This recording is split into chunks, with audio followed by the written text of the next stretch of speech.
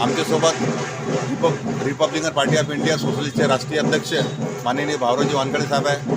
वानखडे साहेब, आपण या धामणगाव विधानसभा मतदारसंघात MIMला समर्थन दिलं आहे पक्षाचा, पण महाराष्ट्रात आपल्या पक्षाचं समर्थन महाविकास आघाडीला आहे. मग इथे का तुम्ही MIMला समर्थन दिलं?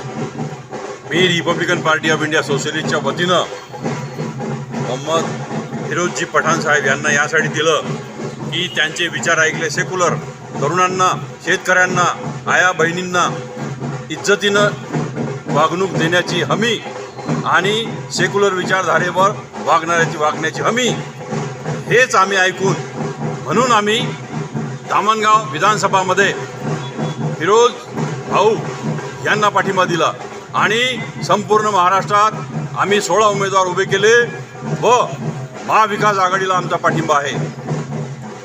हे आमच्या समविचाराचे असल्यामुळे MIMचे फिरोज भाऊ पठाण यांना आमचा पाठिंबा आहे व पुढे राहील. यांच्यावर असे आरोप होतात की सेक्युलर मताचं विभाजन यांच्यामुळे होणार आहे आणि त्याचा फायदा सरळ भाजपला होणार आहे. असं होऊच नाही शकत. याच्यावर तुमचं म्हणणं काय? असं होऊच नाही शकत. भाजपला फायदा नाही होऊ शकत, फायदा यांनाच होईल आणि सेक्युलर मताचं विभाजन होऊ नाही शकत धामणगाव मतदारसंघामध्ये. आणि धामणगाव मतदारसंघामध्ये हेच निवडून येतील, कारण त्याचं असं की आधीच्या आमदारांनी इथं कामं केले नाही.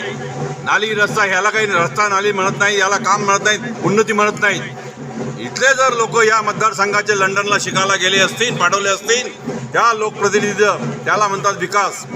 आमचे लोक ग्रॅज्युएट होऊन पुण्याला चालले, 20 लोक एका खोलीत राहून राहिले. प्रतिनिधी काय करून राहिले होते आतापर्यंत, इतक्या दिवसपर्यंत? तरुण पोरांवर लक्ष का नाही दिलं? तरुण पोरांच्या बाबतीत आवाज का नाही उचलला विधानसभेमध्ये? म्हणून विधानसभेमध्ये असे लोक पाठवा फिरोज भाऊ पठाणसारखे, जेणेकरून सरकारशी हा आवाज उचलून या विषयावर बोलतील. म्हणून आम्ही यांना पाठिंबा दिला व पुढेही राहील. धन्यवाद.